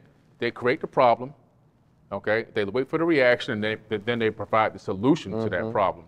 So they're actually manipulating all sides of it based on fear. The fear is a key thing in all these institutions that has us locked in, because people, when that fear hits them, they don't recognize that fear is not real. False evidence appearing real is what fear is, right? The acronym. But for them, it's as real as it can be. But in true reality, fear is a choice. Yeah, fear comes from ignorance. Yeah. You know, once you know something, there's nothing to fear because you have all the data. You know exactly how to move, what not to do, exactly what it is, what's not. You know, and once you come to that realization, it gives you so much power over all. Yeah. Right? And so becoming fearless, you understand me, is key. Yeah. Our bodies all automatically store systems to tell us fight or flight. Yeah. That in moments of situation is giving us a signal that you are in danger. Yeah. So this danger needs to teach you to make a decision. Exactly. Either this tiger that's coming right now, you understand me, you're going to stand very still and hope that it doesn't attack you, or are you going to run, right? Or are you going to fight? Yeah. You understand me? Because they're fright, flight, then fight. You understand me? And I think that that's one, and the fight is the decision that you have. Yeah. That even if this tiger is so close, I can't run, I can't stand still now, not here. I have to figure out a way where I'd rather go down fighting. Yep. And I think that that's the part of human decision making that is never deposited as an idea of this is an option. Yeah. That you can always choose to fight in every moment, in every situation, even if the certainty is death. Yep. You understand me? Because at least you would die being alive. Exactly. You understand me? Exactly. But to freeze or just to run, because there's times where, you know, flight is the most, you know, intelligent option that you have, right? But fighting, there's something so powerful and majestic about that, because that's the human spirit colliding with whatever force that is in front of it. Yeah. When you see two boxers fight, those are spirits going at it. Right. And whoever has the most will win. You understand me? Not even sometimes we have the most skill or better technique. Sometimes it's all about who got that greater spirit. Because the fight is often won before you get into the ring. That's right. There's one spirit that's already decided, whether it's deep into their consciousness, subconscious, where they don't even know it yet. They've already decided that they're the loser. You understand me? And sometimes you can try to overcome it with confidence, right? What you know about yourself and my training, my skill, your overcome it with your ego. You understand me? Well, I can do this even if I can't do this. You understand me? But then there's mathematics. The mathematics of this person's skill, level, confidence, will, all of this is higher than your frequency. And when these collide, this one is going to win. And that's why I like the idea of mathematics, because mathematics really sets us upon understanding reality in a very practical and logical capacity. There's spiritual intuition and spiritual intelligence, yes, 100%. And I think that wholly on this planet Earth, men and women are disconnected between the feminine energy that exists. Men are completely disconnected nowadays from the masculine energy, but the feminine energy, because we talk about a woman's movement, but there's not a lot of feminine energy involved in the movements. And the feminine energy, you know, Mother Tanetta talked about it. She talked about the 9 planets, right? And the feminine. And then the connection with, you know, the astronomy and the feminine energy. And why that 9, you know, circulates that 1. I told you we'll get to them 1 9s. We're gonna always find them 1 9s. But we talk about them that 9 circulating that 1, that consciousness circulating subconsciousness. And 1995, the Honorable Minister Louis Farrakhan opened up the Million Man March speech with the secrets of the number 19. And he talked about the idea that when that 1 is next to the 9, it represents something to be uncovered. You understand me? And then he went on to break down that these monuments that was there representing the 16th and the 3rd president is 19. And he said that this monument up here is 555 feet high. You put a 1 next to that, represents 1555 when black people came over here. And he said that on these shores and these steps, you understand me, were a trade of black bodies, representing some of the Masonic secrets of how they first produced this country. You understand me? And he was giving that breakdown in front of course, almost 2 million black men, future president, the future billionaires of the planet Earth, everybody. That was a world-shifting event, but when I listened to that, I thought about the fact that, you know, the body itself, our bodies, you know, atoms, I call Allah the original man, ATOM, you understand me? Or I say AGTC, Allah God the creator. You understand me? But at the end of the day, our bodies, our carbon bodies, our melanin bodies, we are electric, you know, frequencies, you understand me? We are the most powerful electric conduits, you understand me, just based on our physicality. And I think what happens with society is, number 1, jealousy, but 2 is the lack of appreciation of our parts we're supposed to play on this planet. You understand me? That, yeah, we gonna always be dark, melanated, beautiful, shiny, sheen beings. You understand me? But when you allow things like the Hermetic prophecies that talked about, you know, when human beings developed, so-called developed intelligence, those were white human beings, and that being spread across the ecosystem of the planet Earth, creating a white supremacy. And then melanated people like, well, man, we was charting star systems and speaking in geometry and using mathematical language, you understand me, before we ever seen a light-skinned person on this planet Earth. But you can't, if you want to do anything for race relations, you cannot forget about the story of time. can't. And I ain't gonna ever call it history. History is just the lies. Yeah. The story of time is about what happened on this planet, the true history. The true history. And if you ever, if a white person or black person, brown, yellow, orange, all these frequencies of colors that represent subscriptions to different cultures, ideologies, values, norms, rituals, ever want to have a place where there's commonality and trust and alignment, you have to accept the truth of reality. Not the stories that was told by the winners and conquerors that fit the propaganda of the controllers and rulers, but the true story on this planet Earth. That's the only way we get to a true compromise between the people on this planet Earth that have a treaty of understanding. You understand me? I always tell people the past is prologue. People say, why do you always study the past? Why are you into these ancient texts and ancient books and all? Because until you understand what happened back then, you won't be able to build a future.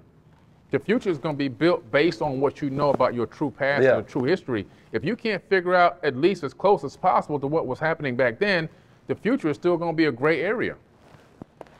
Aliens. Yeah. Let's talk about aliens. Yeah. I can't have Mr. Billy Carson on here without talking about aliens. My theory is aliens are black men. That's my theory. Now, that of course this comes from many different sources, but I remember I was reading something, or watching it rather, I can't tell you the difference, where they was talking about, spacesuits, human spacesuits, and how human beings will have to change if they were traveling in space, right? Number one, there's more radiation, so you're gonna have to have darker melanin skin. With that lack of gravity, you will have a smaller, less dense body. So you're going to be a skinny, dark skinned, big head, black man or woman. You understand me? So, these are spacesuits. I mean, we deal with radiation. That's what the melanin does. You feel me? Radiation and the heat. Yeah, absolutely. So do you believe in aliens? I believe in aliens. Are you an alien? Well, we're all aliens. You know what I'm saying? So alien might answer like that. Some people say this brother be thinking, man, he might be an alien. A lot of people say that, but I think that we are the aliens. When you talk to the Aboriginals, I went to Australia. I went on a walkabout 8 miles out into the doggone nowhere, nothingness. I mean, just out there, man, with the fires. Okay. This is right before the lockdown came, and I'm out there looking for these ancient Egyptian hieroglyphs in Carryong 9 in Australia, which we found them. We sent those glyphs to the Board of Antiquities of Egypt, and they authenticated them as being authentic Proto-Egyptian hieroglyphs. And so my conversation with the elders was, what is your homegrown, handed-down verbal history? Because they have a verbal history. And the Aboriginal elders said that they were seeded on this planet.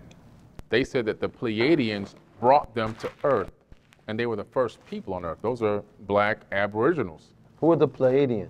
The Pleiadians, if you look up in the sky at night, there's this area of the sky where they call them the Seven Sisters. Homer's Iliad talks about them. They're talked about in the Bible, talked about in Sumerian tablets. The Greeks, the Romans, they all look up to the Pleiades.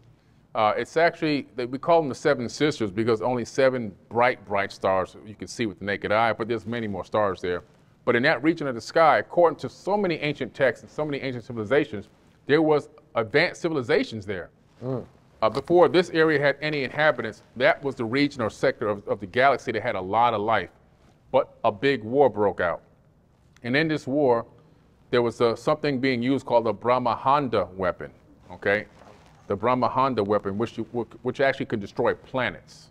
And this weapon would blow up planets. And imagine if you were in a star system and there's planets blowing up, debris, planet-sized debris is crashing into your planet.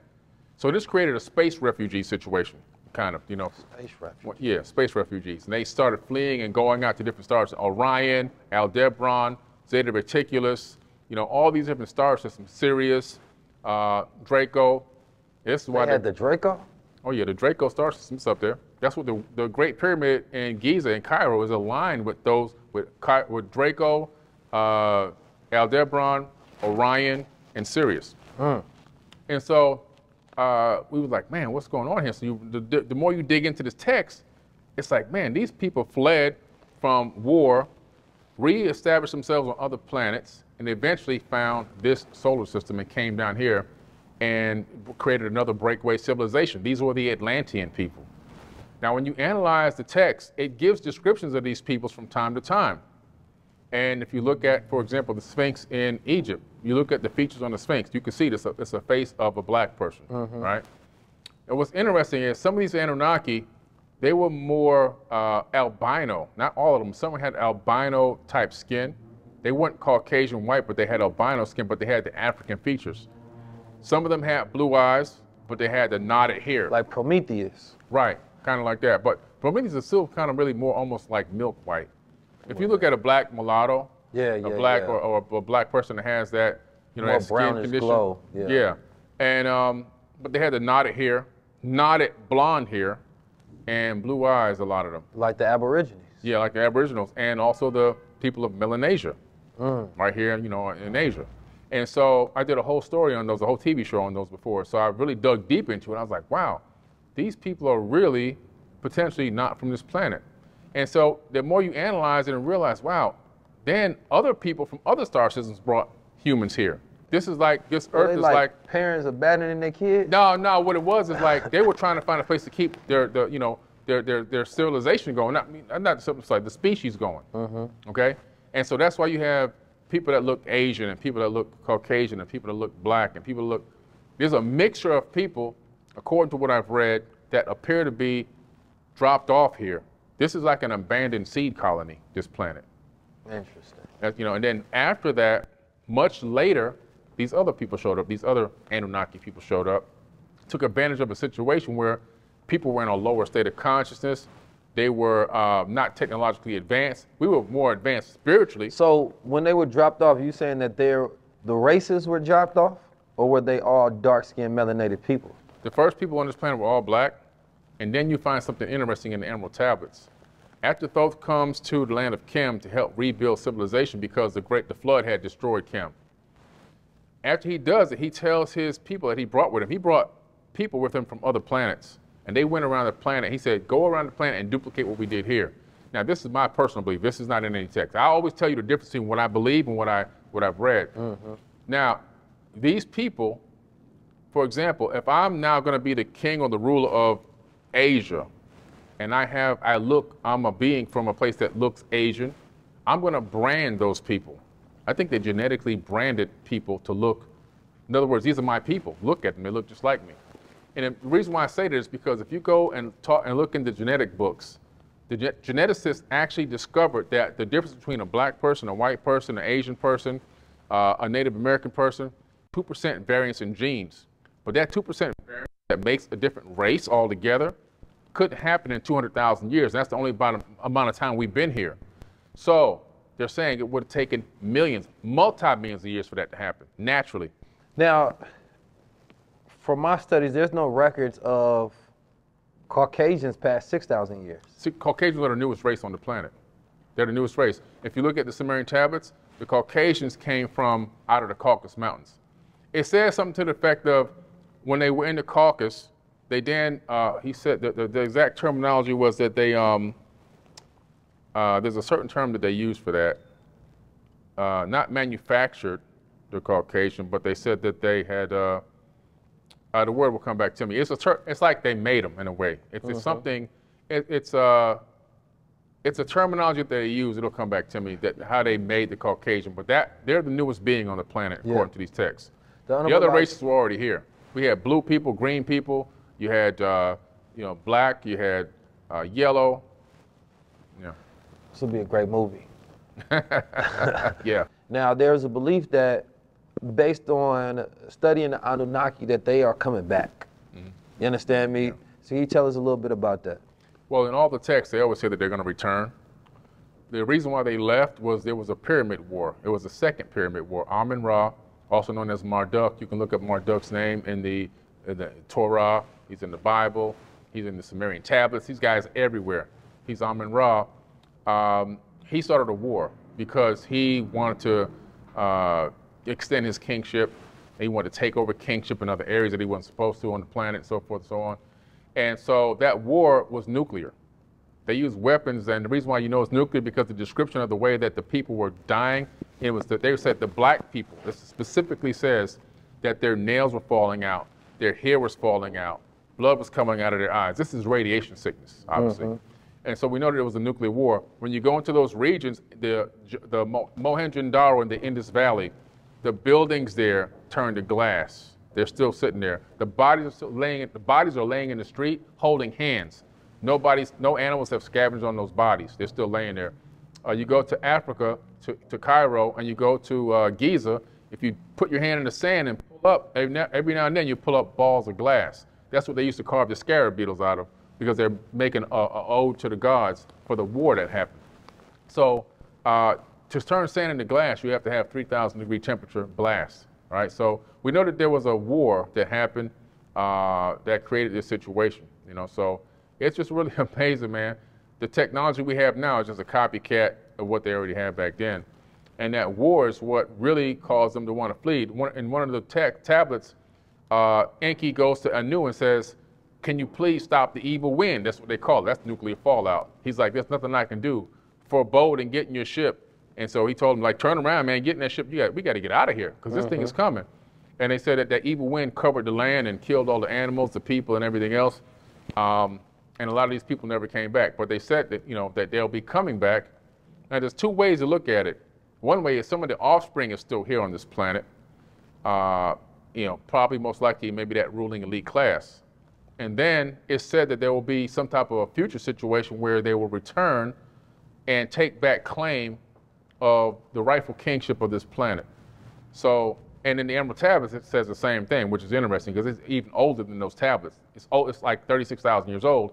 And it says that far in the future, an enemy will come from deep space. So it's pretty interesting. No, it's definitely interesting.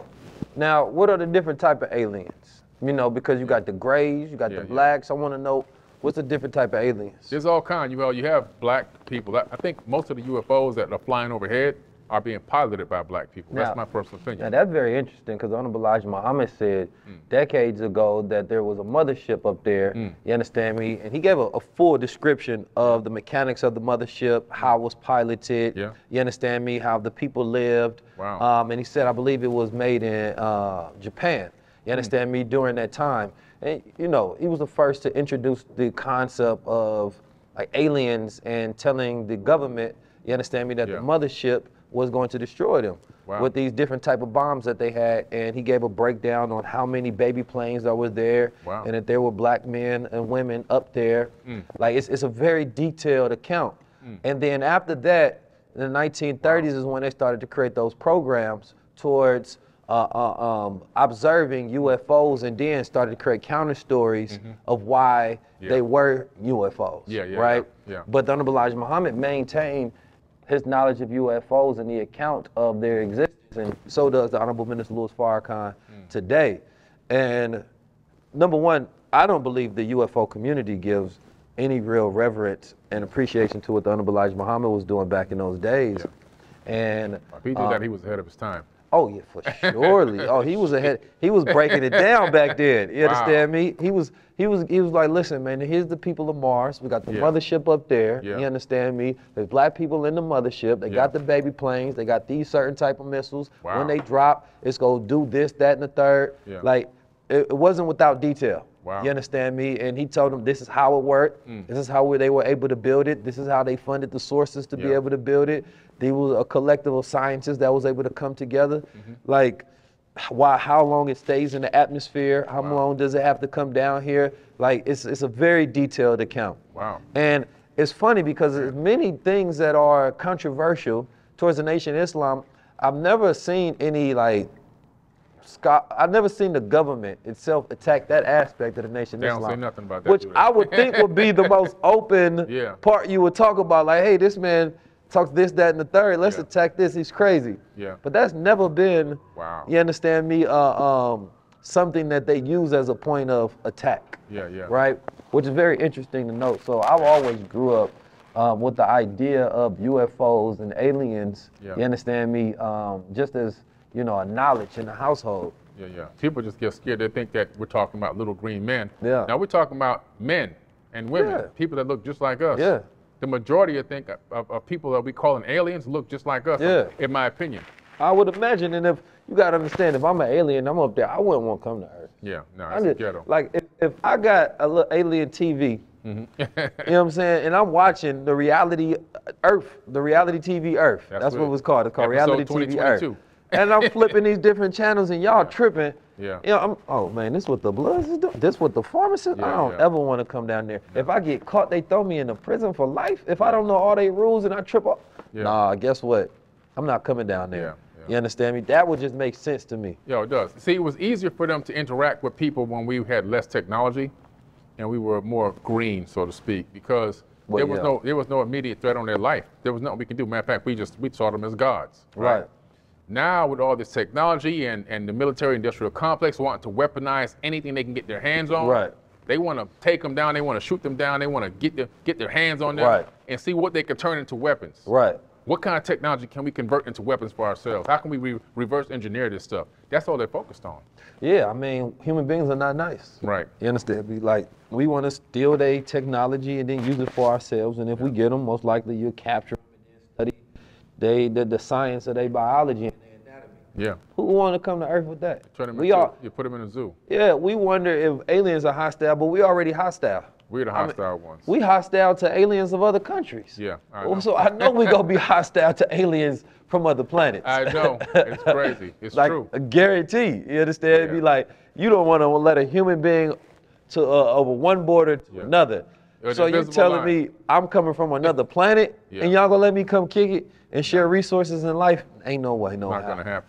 Especially, but the old saying is that, you know, if aliens have the technology in which we believe they have and the abilities to travel, and that means that number one, they're much far advanced than we are, which requires a greater level of intelligence. And so they would have more capabilities of wiping us out than we ever could imagine. Oh, yeah. You understand me? In ways that we wouldn't be able to see. Yeah. Right? As much as the human intelligence has evolved collectively, because you know, I don't think that the average human being is that much more intelligent than somebody in the 1800s. Right. Besides the fact we have more access, right? But when we talk about true human evolution, we're talking about upgrades of our DNA. Right. We're talking about upgrading and the processing of information and how we output that to solve daily problems and issues. And the average person is not that intelligent. No. That's why we easily the smartphones are making us dumber. Yeah, that's a super fact. Yeah. You understand me? And the radiation is destroying our ability to focus. Yeah. And human beings collectively need focus in order to grow. Yeah. You understand me? Like, if you don't have no focus in your life, you're distracted to the point where you can't give birth to none of your ideas. That's right. You understand me? So it's like, you know, aliens, I feel like the concept of them are interesting. And I think that the world needs mysteries in order to give us more reasons to be alive. Yeah. You understand me? Because the moment we figure out everything else, there's nothing else to do. Yeah. You know, we know why the cosmos was created, how it was created, at every single point in step. That the reality of it is there's an impossibility for certain knowledge to be known. We can theorize based on our level of intelligence, but who's to say that the math that we have is like not baby's math? Right. You know, and then we discover a completely new type of math that allow us to phase through things and open portals and create different versions of reality and different colors to see. Like, who's to say that there's not a science like that exists? But the same way where we can only see a certain spectrum of the light, maybe our minds can only compute certain spectrum of knowledge. That's so true. We can only compute to a certain amount because it's only based on our level of consciousness. Right. But that also means to me though that I don't believe in the idea of impossible. You understand me?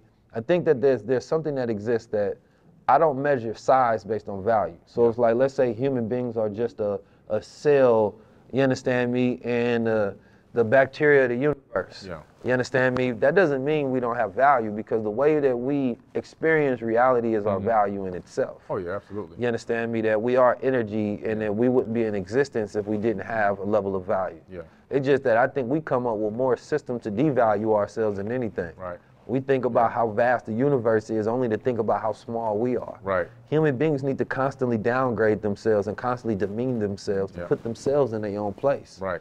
And in that thought process, we are becoming our own gods, sitting ourselves saying that humble yourself, humble yourself. Yeah. Always, we try to find a million different ways to humble ourselves. Always. Because that would means to tell me that our brain is working to control how powerful we really are. You understand me? And let free and really understanding who you really are, that's when you just start creating more and more. When you get to that level, anything that you think of, you just do. Yeah.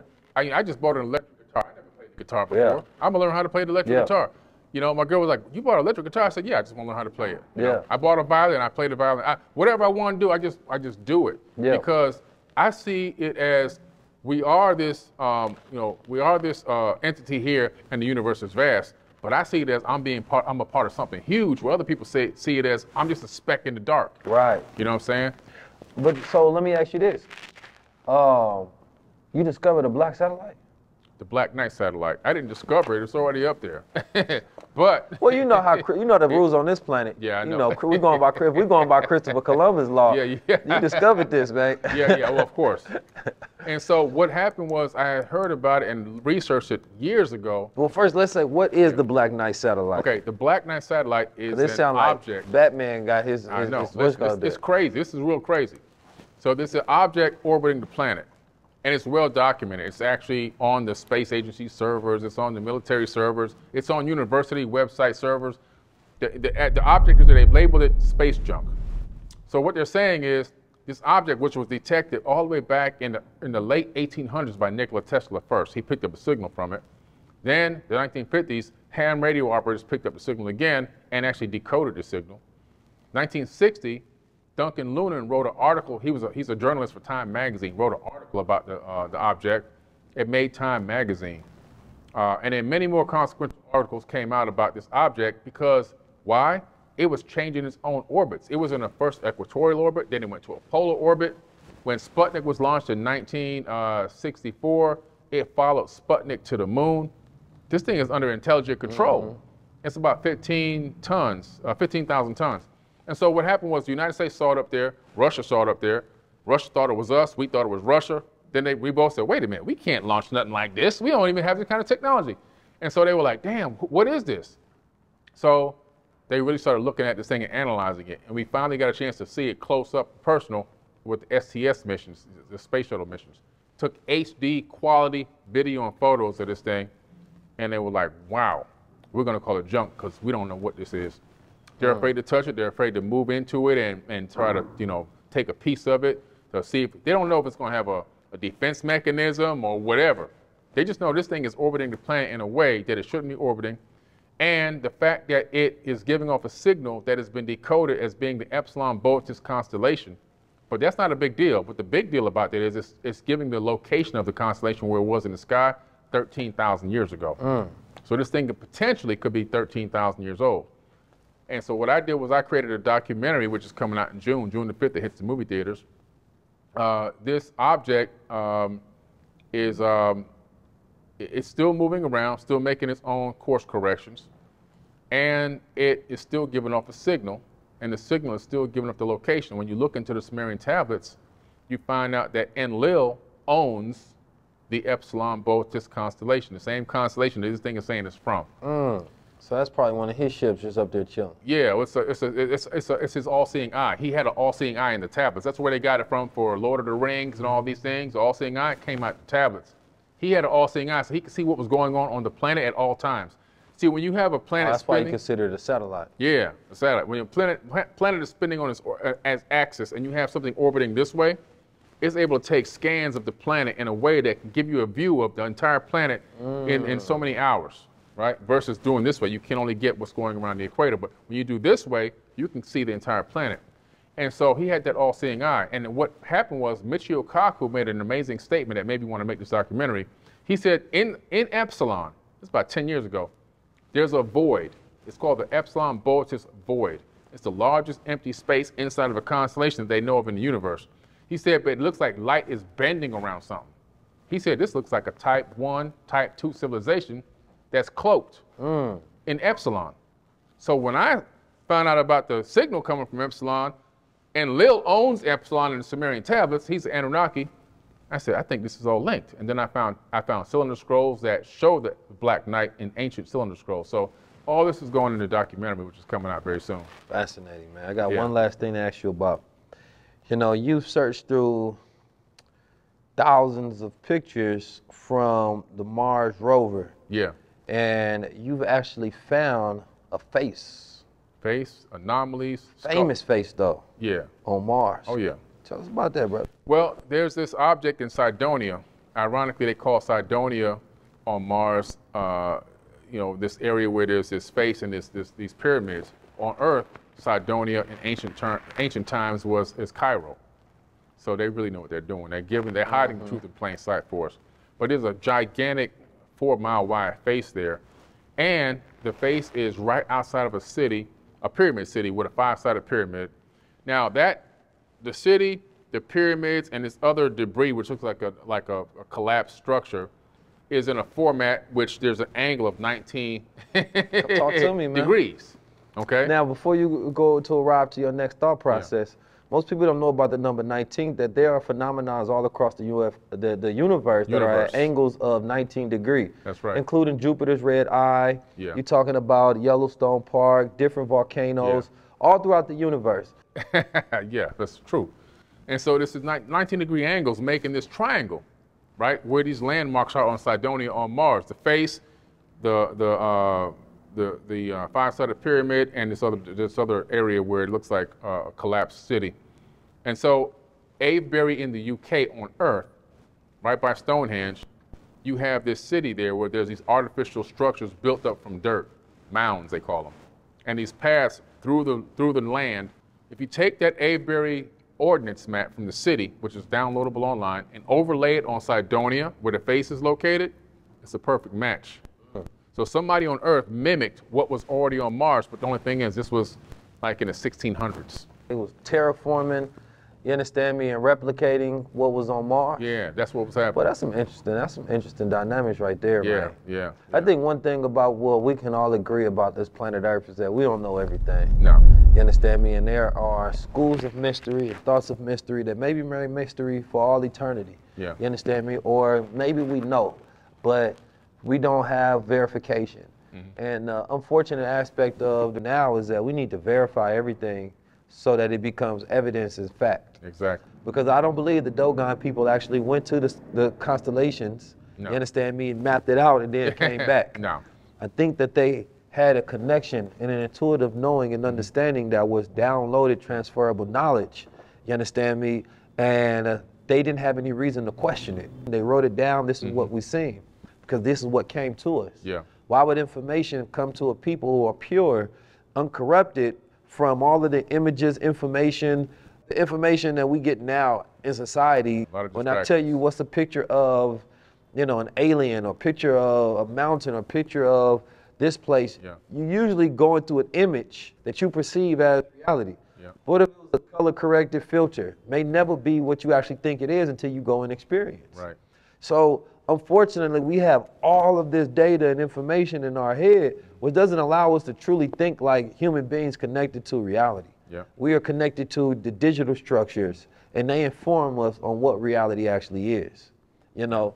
But I wanted to jump off of Earth for a second, you understand me, look above and see things from a different dimension. Yeah. Now, one thing that I do know is that I don't believe we have a beginning nor ending. You understand me? I think that the beauty of human soul and human spirit is that it is limitless. And we find different ways to go through experiences over and over and over. And I think that memories are too heavy to be carried over into whatever other phase that we exist throughout life as energy transfer. So we go through those things consistently.